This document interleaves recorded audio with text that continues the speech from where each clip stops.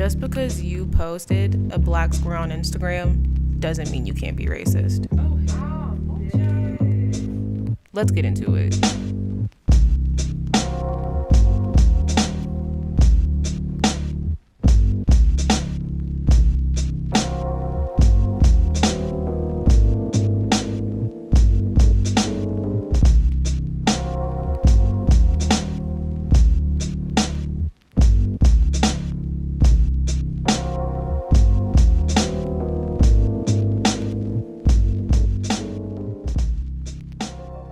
Welcome to the first episode of Diary of a Mad Black Scholar. My name is Ruby Worthy. I'm your host. My pronouns are she, they. I am your co-host, Shiasia Beasley. My pronouns are they, them. And I know you're wondering, like, why we're here. Like, what is the point of this podcast? Why are you listening to it? Why is it important? Is it important? That's a good question. But me and Shiasia are Black students. I don't know if you could tell by our names. But this podcast is basically just us complaining about being Black at a PWI. Yeah, that's about it. You want to talk about it? You want to? I mean, I'm going to paint a prettier picture than you. We talked about this. Essentially, this podcast will be a window, not a door, into Black conversations and Black experience.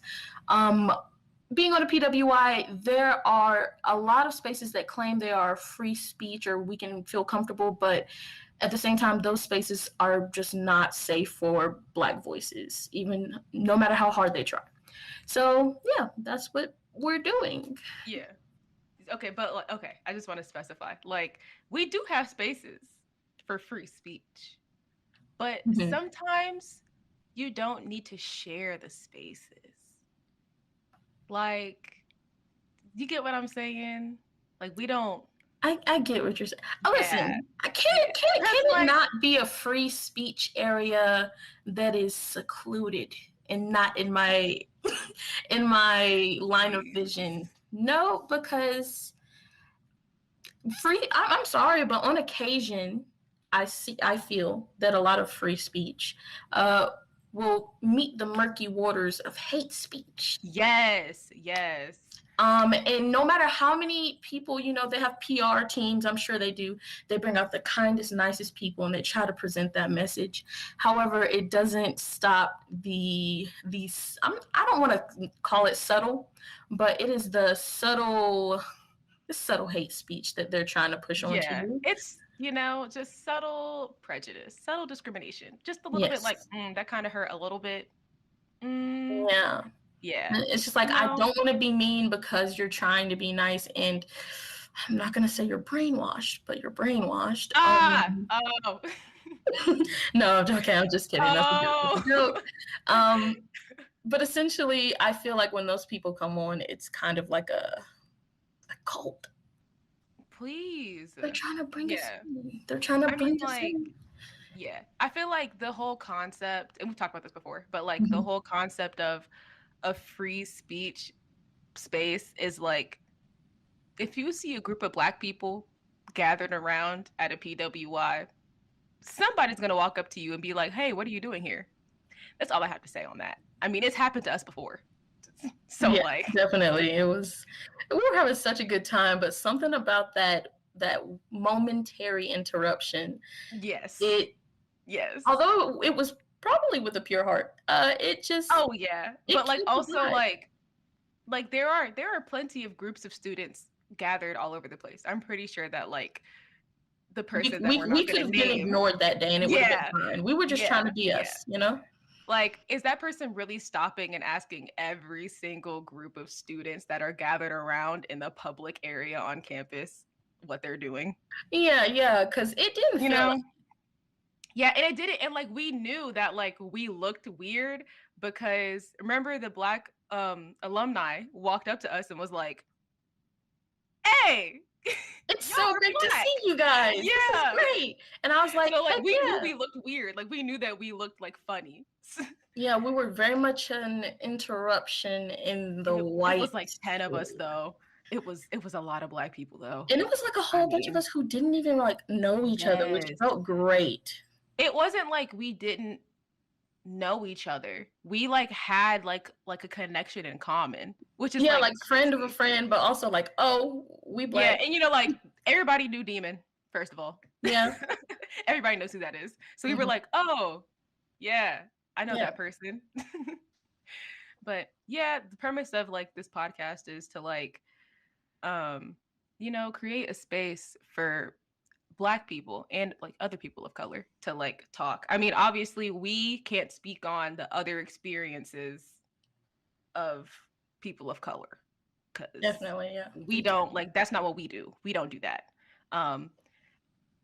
If we want to talk about other issues on campus with other people of color, then we will obviously make, you know, make it a thing to like have somebody on that has that experience to talk about it, because I refuse to speak on something that I don't know anything about. That part, I don't want to seem ignorant, I'd say, because there's a lot of questions that I ask, Ruby can attest to it, that shouldn't be asked, you know? Please. No, I asked them with like absolute innocence, and I realized like sadly I have that in common with a lot of my white peers, but like I wouldn't say mine is as bad as theirs.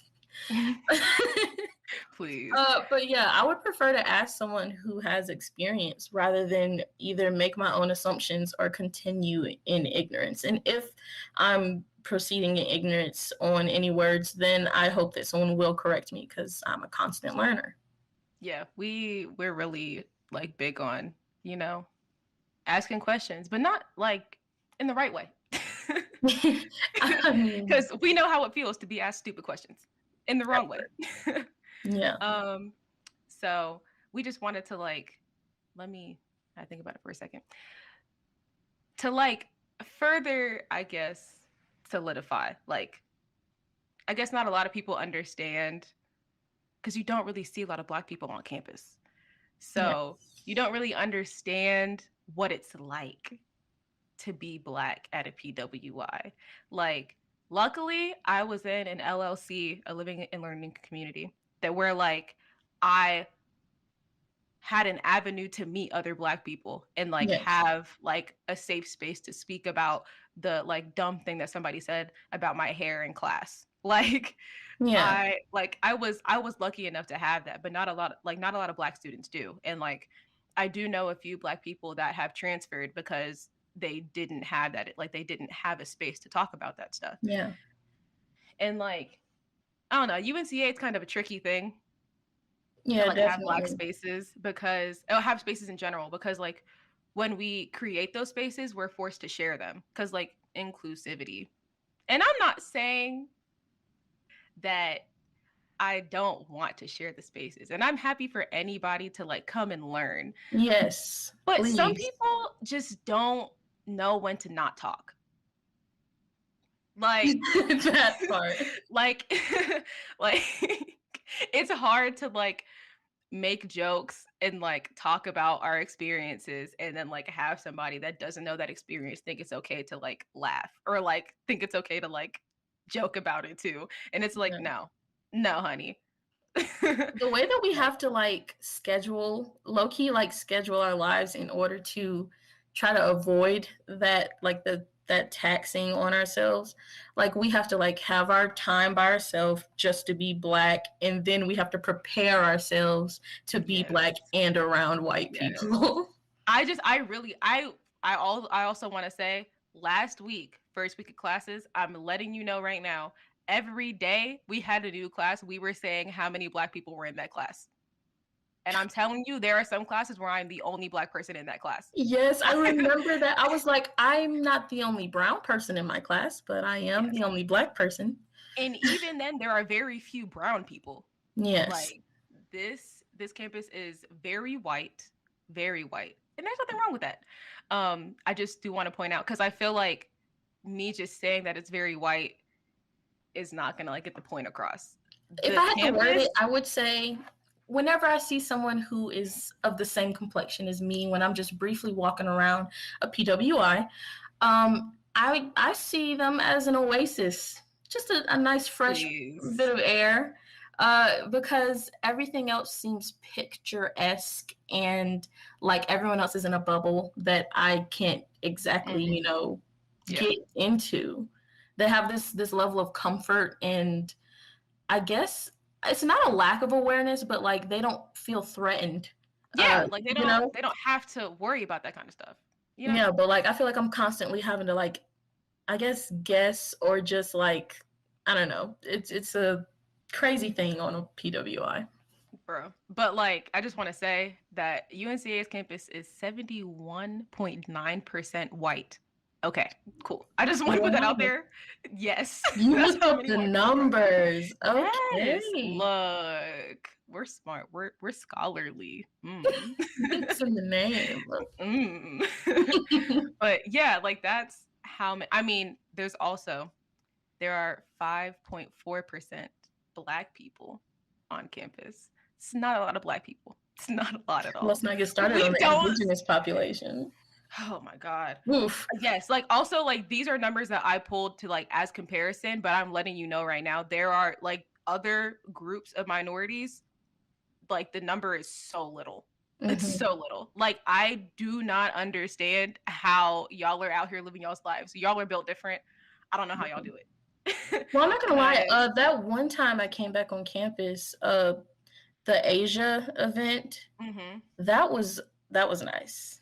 Yeah. I did not know like that they were gonna pop off like that. Like I was really intrigued about one. They showed culture, clothing, and they also showed it with fun. It wasn't like I'm gonna educate you. And then you notice I'm not gonna lie, the party crashers. In my opinion, they were just students who came for the food. Oh my God, I forgot that they only came for the food. That was so They took the cultural food. I wanted to taste it. God. I wanted to have an experience. I forgot about that. Like the fact that there was literally nobody there. The food came out and people just came out of nowhere and took food and left. The amount of students who kept on taking plates, and the people who were taking care of the plates were like, "We're not handing it out yet." Yes. Like, you guys, you can at least pretend. Yes. Oh my gosh. Let us get into some of the stuff that we actually were supposed to talk about today. Yes. Okay. Here's what I'm gonna say on this, and I've said this so many times, it's gonna sound like I'm reading off of a script. The level of complacency on this campus astounds me, and I'm so serious. There have been times where I talk to like white friends, and they're like, "Oh, I'm like I came from some weird county in the middle of nowhere, and they were saying the N-word with the hard R and waving Confederate flags, and I'm so glad that I live in Asheville right now because I don't have to deal with that." And I'm looking at them like, we're still in North Carolina, honey. That part.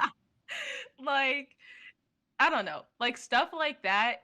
It like it's crazy, and you wouldn't think that. Like you really like look like from the outside looking in, you think that UNCA is like such a progressive college. And I'm not saying that like it's not progressive, but I think that like when you paint a Black Lives Matter mural on the road and you put up a bunch of flags and stuff, it kind of like makes people feel like not the people that are actually threatened. It makes like white people and like people that don't have like a direct connection to like their lives being threatened, like they feel like, oh, I'm safe from having to look at that. But like we still have to deal with that. Yeah. Right. Wow. Like yeah, definitely. I hear what you're saying.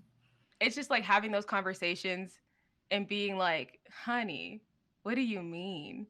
I think that we're just, for me, I don't have that that level of or I don't have that experience simply because I'm kind of to myself anyway. But what I can say is based off the thing we did as part of our LLC, Living Learning Community, we went to do a Hood Huggers tour. Yes.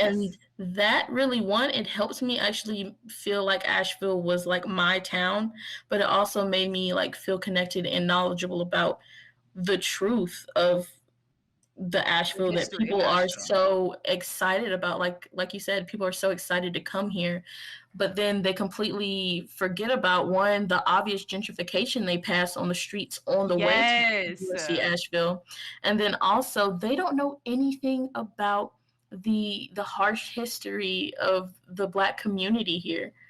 And also, a lot of white people who I've met say that they came here due to, LGBTQ plus, Mhm. stuff like that. Just for this to not be a very accepting place for that either. I've had multiple students like attest to it. They don't think this is a very safe place for that, which I think is crazy. If you look at a brochure to Asheville, you wouldn't expect that because Mhm. I'm not gonna lie, it's kind of looking hippie townish, very tourist, very, um, we're having a family trip. I understand that, but also people live here, so there's obviously something deeper than a waterfall that looks pretty, Mhm. um, some kind of manor that you don't. I don't even know if they tell you the history about that manor. Uh, the I don't Biltmore. know anything about it. I don't know anything about it, but I know I there's don't some. I don't wanna go there. Like, people keep talking about it, and I'm like, I feel like they had slaves, and I don't know If if it's there's true. manor I in the don't know if it's name, I true. instantly am like Yeah, turned off from it. I don't know if it's true. I don't know anything about it. I just wanna say that's just old things, I don't mess with them. Yeah, Like, I I just just feel don't. like something about my ancestors. They just touch my shoulder and be like, "Don't do it, baby," and I'll be like, "Okay." Anywho, should we go on to the next Yes, topic? okay, yeah, I wanted to talk about, like, this is, like, a last year thing for me because, like, the summer of what was it? The summer was it 2020? The summer of 2020 was a wild time. What It was a happened? wild ride. Um, I feel like because Black Lives Matter really like skyrocketed, and white people were like, "Oh, I understand this," which was like, I was fighting for my life in 7th grade about Black Lives Matter. Is that around the same What time do as you like mean? George Floyd and stuff? Is what you Yes, mean? Okay, yes, yeah. yes. And like, I look, I commend all of the non-black people and the white people for understanding finally, because I know y'all had y'all's black classmates fighting for their lives in 7th grade. I That know y'all part. did, because I promise you, I was fighting for my life trying to defend Mike Brown, bruh. Like, I'm telling you, like, this is seventh grade me not knowing like about anything, like nothing, like sociology, nothing about it. But I Mhm. knew for a fact that he did not deserve to die. Okay, That part. so I I don't know. A pause Like, real quick. It's crazy how we all consciously have like this very deep understanding at a young age that, and then other people have to go to school for it. Like yes, it's essentially like in our DNA, yes, and then they yes. have to be taught it. And I think that's crazy. But go ahead about your But part. Didn't deserve to like, die. yes. And after George Floyd and Breonna Taylor, even though y'all, anyways, it's a whole other thing about Mm, that. But I understand that. I guess now it's a real thing to y'all. Like, racism is a real thing, and police brutality is also like a real thing. Um, but like, what are you doing to like alleviate it? Like, I don't want to have a conversation with you about race. I don't. like like I feel like in the summer of 2020 it was like, oh, we need to be aware of racism, and like racism and systemic racism and Hmm. everything else that we've known about since we were how old? Like, That part. we've been knew about this. Like, our parents were literally like, when you go in this classroom, don't act like Timmy, because Timmy won't get in trouble, you will. That And part. that was, yeah, like, that was it for us. Like, we understood that. And so like, it was exhausting in the summer of 2020 of people being like, oh, racism is real. Me being like, you call me the No. N-word with the hard R, like, in like 9th grade. What are you talking about? You guys sing songs with the N-word in it. I mean, do you think that we just made up the word and wanted to start singing it? I mean, bruh, it like has an origin. I don't know. And that might just be me, but like it was exhausting to like see white people like No, it was, I'm be sure it was mad about exhausting for it. the whole community, because the thing about it is, like you said, they'll come to you and try to have a conversation and be like, oh, so this is what you experienced, or what does this mean? And it's just like, I don't think you understand how it hurts for me to like I've already like pre-thought about this whole conversation you're having with me. The fact that you're asking me these questions mean that you have never before in your life until this very moment. You're maybe what 20 20 and maybe 30 something. I've had most like adults in my classes before.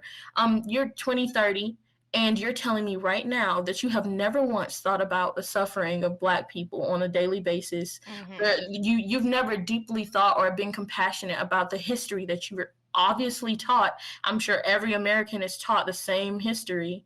I just feel like you didn't care at some point, and you just needed another thing to know about, so you could be more, so you can be more white in more spaces. I don't know. I just feel like it's crazy to me because like like again, I'm glad that you now understand what like you understand that like something like the world is not, the world is trash basically. Yeah. Like I'm glad that you understand that like Black people have been going through it for a hot minute. That's fine. But don't ask me if I've seen 13th. That's right. And don't expect me to watch it. I'm not going to watch Roots. I'm sorry. I'm not going to watch 13. I don't want to watch Atlanta. I'm sorry. I choose to avoid that stuff. I don't want that on my mind.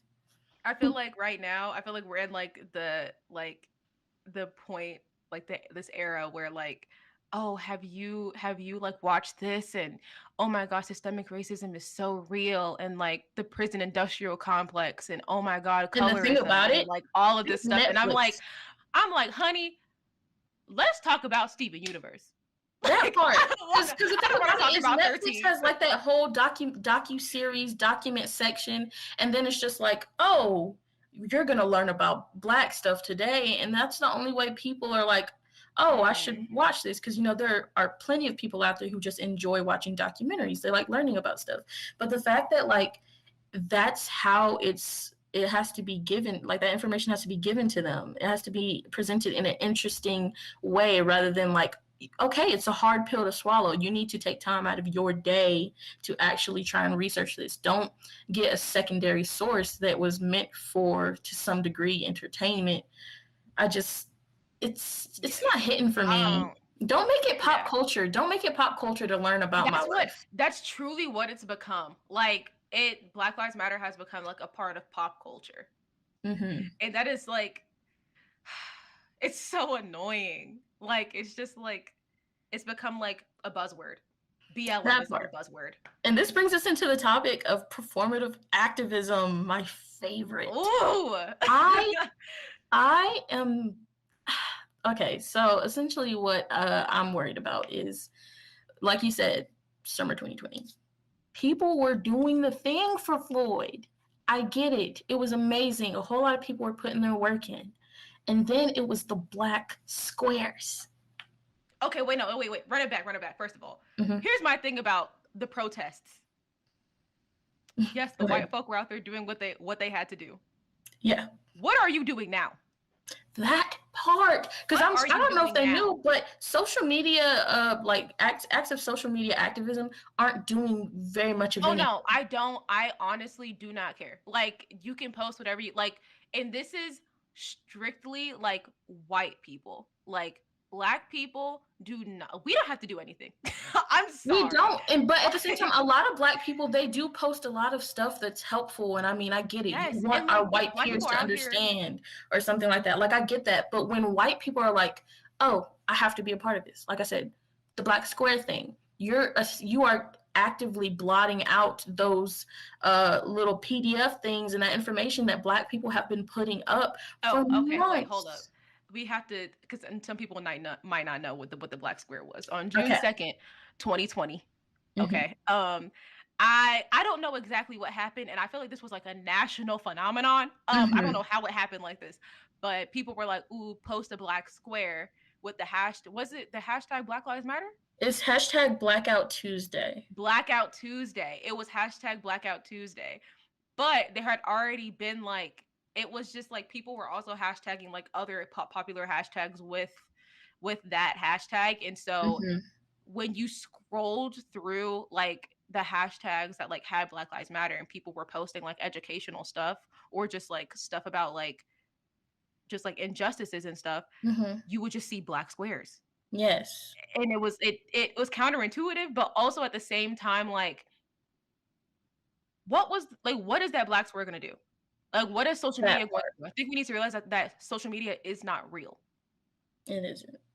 Like, and just to address what she said, the hashtag spamming, you know, like you said, BLM, stuff like that, it's essentially just like muting the real meaning. And also, I feel like, you know, whenever you go on social media, people will make a post and they'll choose every single popular hashtag to put up there. And then like whatever they're posting has nothing to do with what that hashtag is for specifically. And I think that that's really important because once again, that puts the cause and the movements into the obscurity of pop culture and the norm, which I think is it's just not a good setup. It's not well thought through. They need to do better.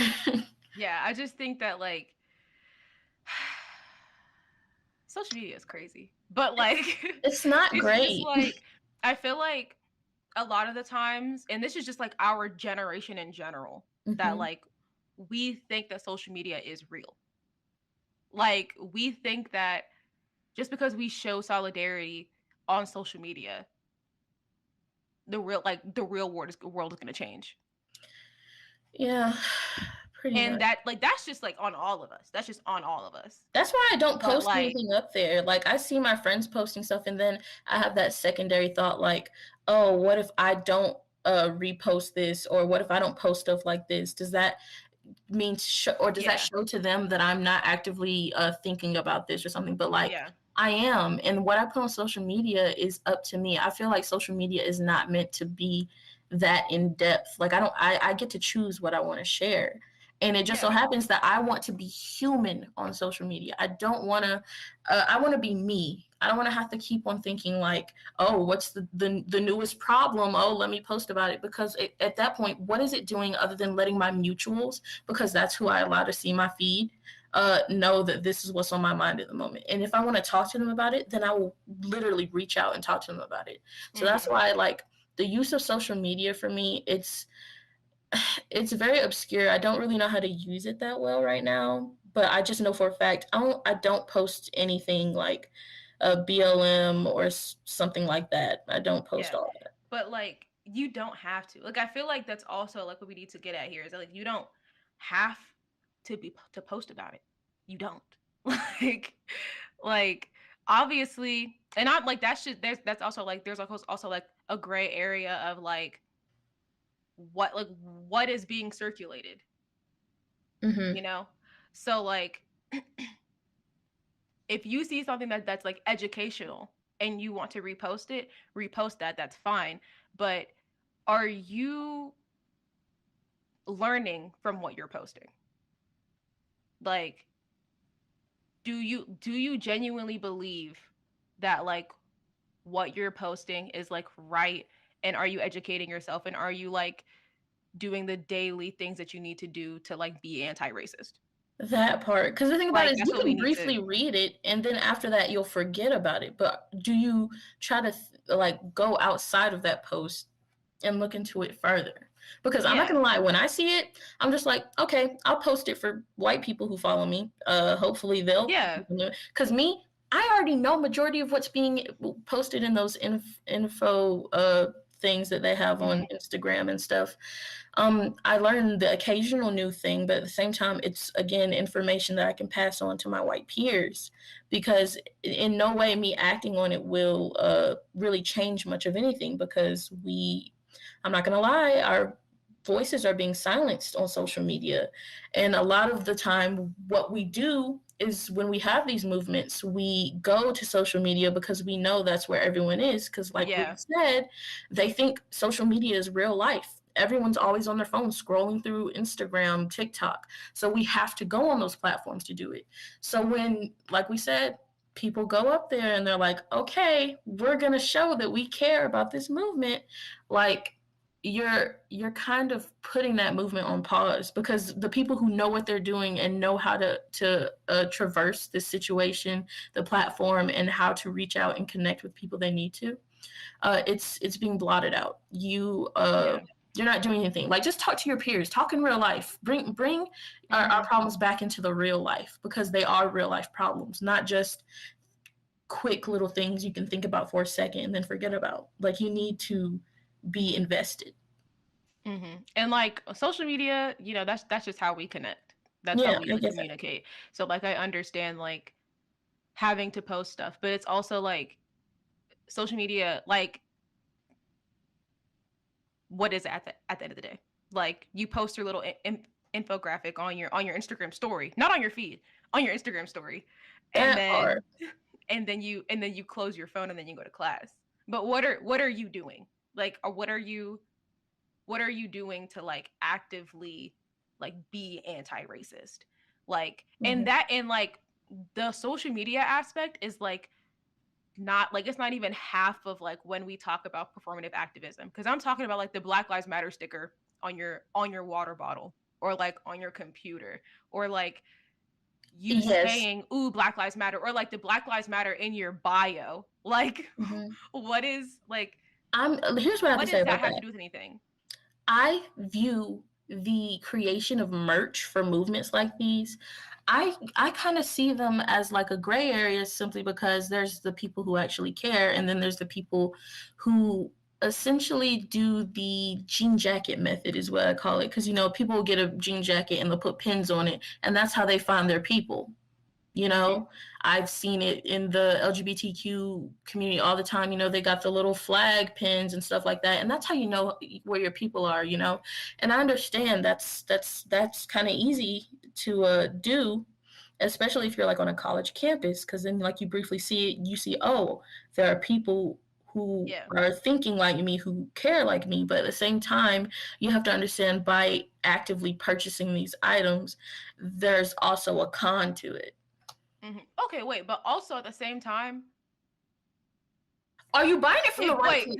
No, stop, no, that for that part. But also, if you see, it's come to the point now where if you see a white person with a Black Lives Matter pin, you still don't know if they're racist or not. You don't. Because I'm sorry. It's become expected of everyone. Yeah, Black Lives Matter. Yes, perfectly fine.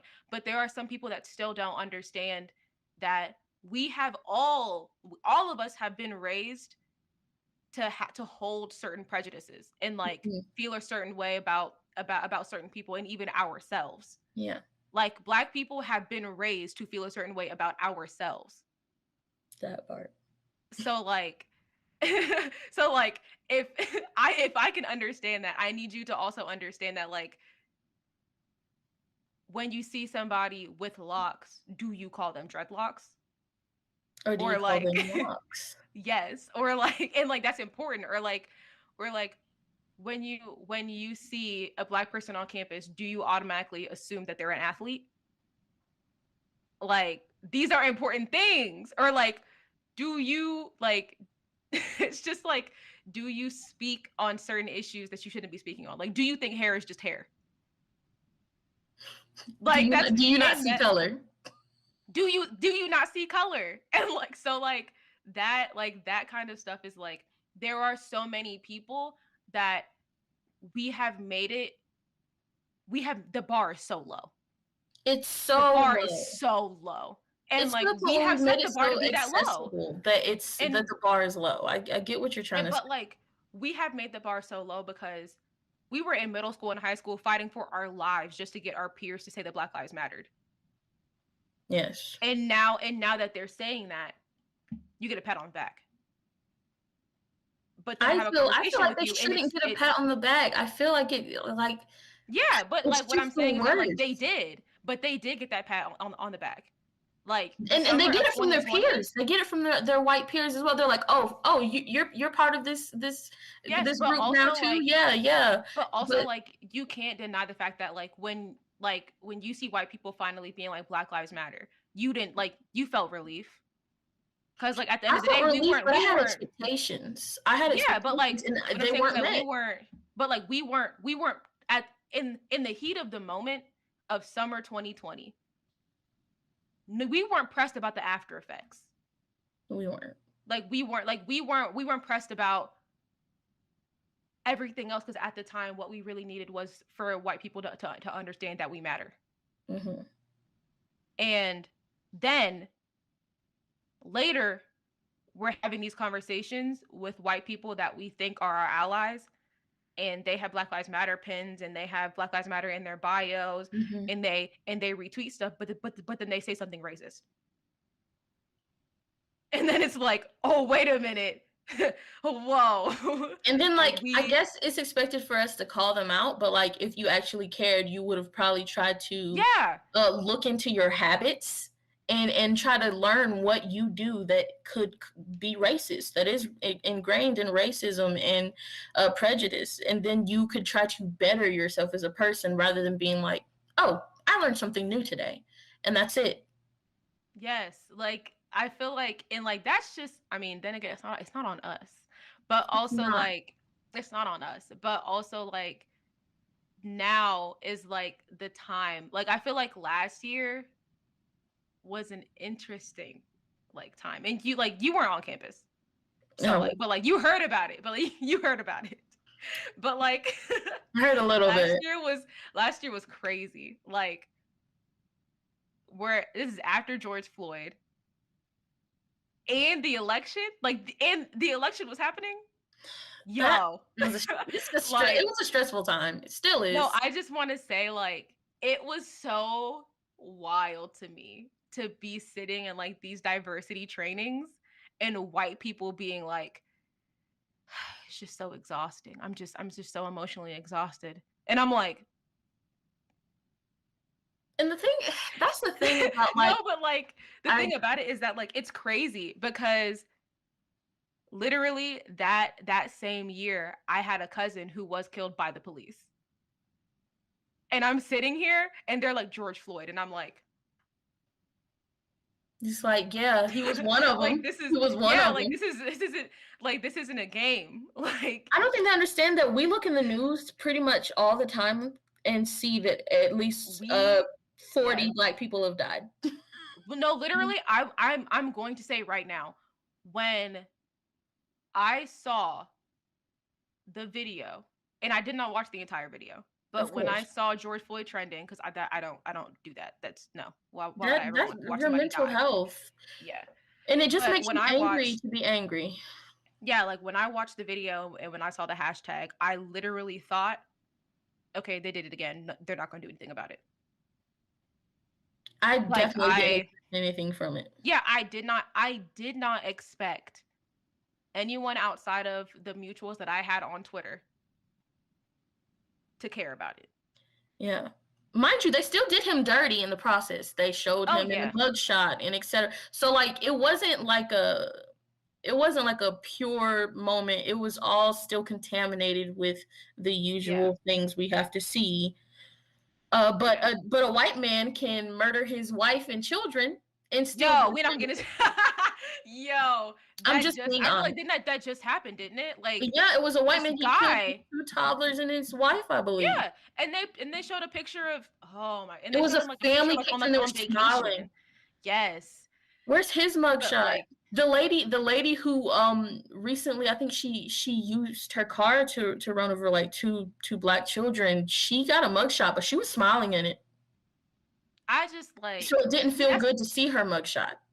Yeah, that's a whole other. Yeah, I know, but I'm just saying it's just crazy. And all of that just really, I don't know. All of that stuff is stuff we've been talking about for ever. This is this isn't new to us. So to be on campus and to be on campus. I really realized to, like, how I was when I got on this campus. It's like, and it's just like, it's emotionally exhausting. It truly is. Like, it's truly exhausting to have to sit there, and especially like in a class, like if you're in like a sociology class or something, or like any class that like talks about like the world issues, and like it's just like your mainly white class talking about this, or like having to do like diversity intensive trainings at work. And like it's just like, and like people are like, oh, like, you know, don't be racist, and I'm like, but do you understand like the depth of like racism? And I feel like that's also just something that like, that's like what I'm trying to get at with like the whole like performative activist thing, and like white peers being complacent. Like anti-racism isn't something where like where you're like, oh, racism is real, and then keep pushing. Yeah. Like you need to like really, you need to genuinely reevaluate your entire thought process. Like it's like anti-racism is like an everyday thing. Like you need to really like sit there and like think about how you think, and like how you think about people and like the world, and like evaluate if that is rooted in racism or not. And like I'm doing that today. like that's still a problem that I have. Like I still have to be like, I could do better with it, if I have to be honest. But like there's the whole thing about like I just want to be. I'm so tired of having to be Black in a space. Yes. I just want to be like, I want to go to school and be an artist. That's what I'm doing right now. Yeah. But it's so hard to see the world burning in front of you, and then it's your community who's also suffering and all that, and then you're like, oh, I should probably just forget about art because pretty soon the earth is going to be on fire, or I should forget about the fact that I want to do art because my community they need to be fed. They need homes, you know? Like it's so hard for you to forget about that aspect of yourself, and then also fight for yourself to want to like pursue things that you're passionate about. It's also just like, I feel like our entire like generation is like, not all of us, but like, you know, most of us, I guess. I don't really know. But like, I'm gonna just say on campus. And even then that's still like a little depending on the person. But like we expect, there's a general expectation of speaking about certain issues, or like being an activist. And like I feel like right now, there has been like the realization that like Black people don't have to be doing this. We don't, and it feels like, it was euphoric when I found out about that. Well, yeah, no, and I'm talking about like Black people taught like with Black issues, like like if there's like another community and like there's like some problems, obviously like if you benefit from the system that is actively like harming another group of people, then obviously like you should feel, you know, like that you need to do something to like help in some way. But like somebody, yeah, but like I feel like we've all been like, ooh, everyone's been like, ooh, activism, whatever. And I feel like now we're like, wait a minute, yeah, why am I in the streets? That part. Like, why do I need to be in the streets? Because I didn't do this to myself, so why am I fixing it? That part. The thing about it for me is I think about it like this. You know how everyone has like a little picture book of their childhood and stuff? We had that too, but it was like, you know, the basics, like, oh, you're a baby, you started crawling, blah, blah, blah. And then, you know, we had our school experience. But I feel like white people or our white peers, they actually got to want to be a firefighter. They got to want to be a doctor. You know, they got to be otherwise free. We were instantly given the shackles. Yo, and okay, speaking of free, can we talk about the fact that I don't know if it's just me when I was in elementary school saying that pledge, I knew I was not free. I knew I wasn't free either. It got to the point where midway through my education, I stopped saying it. I stopped saying it. There was something that felt wrong in my heart. And every cell in my body. And I'm just saying that as like a way to be like, Black kids cannot be kids. We're not allowed to. At some point, we're done being kids. And I'm talking when you go to elementary school, you're not a kid anymore. That part. And the thing about it is like that moment when you find out that you're Black, I know that every single Black person who listens to this will understand what I mean. Because I was into art, and then when I got in school, I realized that there was a difference. My parents and my grandparents, they started to show me there was a difference. For most of my childhood, I was like, oh. Yes, but there's also like that talk. There's the few talks that you get when you're Black. And one of the talks is not even about like the whole like racism is real thing. This talk is like you're not even like addressing racism. The talk is when you go to school, you need to act right. Mm-hmm. And at the time you're like, I'm a kid. What do you mean? And then it's like, oh, well, so-and-so did it too. But you see that you're in the office, don't you? Don't do that. Like, you need to, like, literally my dad, before I went to school, he would be like, you need to do what you're supposed to be doing and not what everybody else is doing. And at the time, I'd be like, whatever. But now I'm like, I was still doing what I was supposed to be doing. And I was consistently singled out. Mm-hmm. Consistently. Like, but you spoke out, didn't you? You would speak out.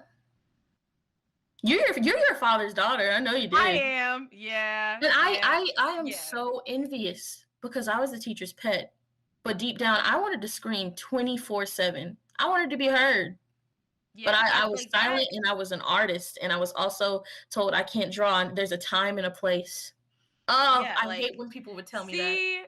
See, that's just like at this point, tearing up, like I'm still hurting about this. Like this, I don't think people understand how real and current this stuff is, and the fact that it's a problem. It's hurting people right now as you are like watching your TV show and hanging out with the boys, you know, like come on. But also like the trauma, and this might just be, I feel like it's a lot of Black people, the trauma of like going through school. Like it's like me now realizing, oh my God, like mm-hmm. it's traumatizing. Like the fact that like somebody could say something to me and I would automatically be like, I don't want to talk to you anymore. I'm done talking to you. And the reason why is because like a teacher in like 4th grade said the same thing to me. That part. Yeah, like it's like, and like and that's just like the state like that, and that truly shows like the state of like the public, not even like the public school system, the school system in general. I'm actually very obsessed with the school system. Like, you remember I tried to change my major to education because I was like, something about that time in my life, it was just all wrong. It could have been done completely different. I recently found out the education system that we have right now is actually just a hypothesis someone came up with, and they're still trying stuff out. I was appalled. I was like, that was my life that you guys played with. We got to get Dr. Ruffin up here. We do. Dr. Ruffin would love to be here. We love Dr. Ruffin. We love you. Oh my God. Oh, and I guess to like, since we've derailed a little bit, yeah, let me bring it back. Since we're bringing up Dr. Ruffin, I just want to say, to like, I guess close this out a little bit, to like end this whole performative activism talk, is Dr. Ruffin told me one time that she does not like to use the word advocate or ally.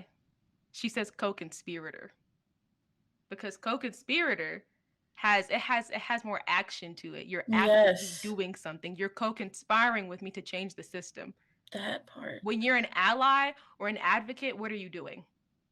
That part. Like those words have lost their meaning over the last year, honestly. I feel like it's now, like after we I feel like they stopped having meaning once I found out that they made the Martin Luther King photos black and white so they No. were old. Please, we're not getting into that right now. No, but like what I'm saying is that like the word ally within the last year has lost its meaning because It people will has. I'm an ally and then not do anything.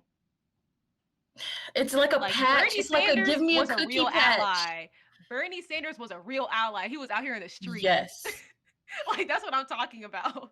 Like like that like the meaning of ally then versus like the meaning of ally now has changed. Ally is like a social media word. Like it's a buzzword. Like Yes. it's like a word that you bring up in like political conversations, like when you're just like talking with your friends, you know. But like a co-conspirator is like someone who is conspiring with you. It sounds so good. And I remember her saying that when I was in her class. I love and I that. feel like we got to get her up here. Yes. If But for any students who are listening, and if the class is still available, I suggest you do. I'm not sure what the name is. I feel bad. Don't speak on it. Don't say it. Okay, yeah. I'm gonna ask Professor Ruffin, but it's so good. It's about like the miseducation of Black students and how like, you know, it's great. I think anyone should do it, and it also includes community service, which I love. Still talk to my community service people.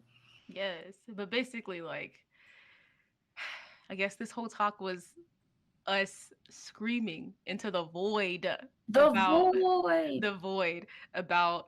Ooh, I'm making fan art. Please, it's screaming into the void about like how exhausting it is all the time to be Black on campus. And like this is just like literally like us talking about performative activism, even though I feel like we didn't talk about it that much. We get sidetracked a lot, but because there's so many little branches. Because there's so many other things to talk about when you talk about this kind of stuff, and like this is the point of the podcast. Yes, like you can't just hold a talk. Like you can't just hold like a workshop and then talk about it once. Yeah. Like this needs to be talked about in depth by Black people. Like Black people need to be talking about this. And and Black people need to be talking about it and not fear the interruption of white people. That part. And like we need to be able to talk about it without like fearing like the invalidation or like just being gaslit like about like, well, I didn't mean it like this. Or well, I didn't all I said was this, you know? Like this was just like basically this entire episode was just us finally being able to talk about this stuff and actually have people hear us. Yeah. Yeah. And want to hear us because we know y'all clicked on this. Please. So like, yeah. I guess that's it. I mean, do you have anything you want to say? Any last words? Any last words? I don't think so. I mean, there's other episodes. We gonna talk. They ain't gonna have no choice. I just want to say this. Hey, yo, Black freshmen, don't be afraid to speak to other Black people on campus. Oh, that part. Don't be afraid. Do not be afraid to find Black professors. Because they could literally not even be close to your major. They will have your back. Okay, so you're talking about the support. Okay, I'll talk about something else. I'll add on to that. Don't be afraid to talk to anybody on this campus. Even if you're nervous and you're scared, I low key taught this to Ruby because me and Ruby were walking around campus freshmen and we were talking to anyone and I did it with my whole chest because I'm not gonna sit there and let them push me into some kind of corner. You need to make your space because they're not gonna make it for you. Yeah. Period. Yeah. I'm telling you. But like I know how lonely it could be.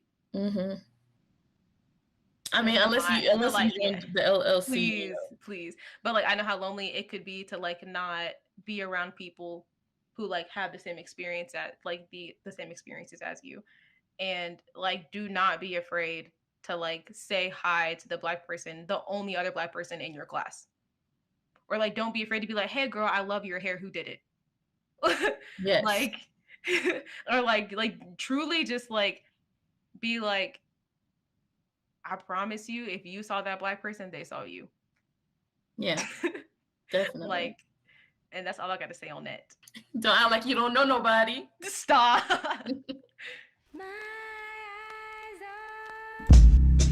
All right, y'all. Thank you for listening to page 1 of Diary of a Mad Black Scholar. I appreciate y'all taking your time out of your day to listen to us rant about literally anything. Shout out to Evo for the awesome music. And remember, y'all, don't be racist. Y'all have a nice night. Peace.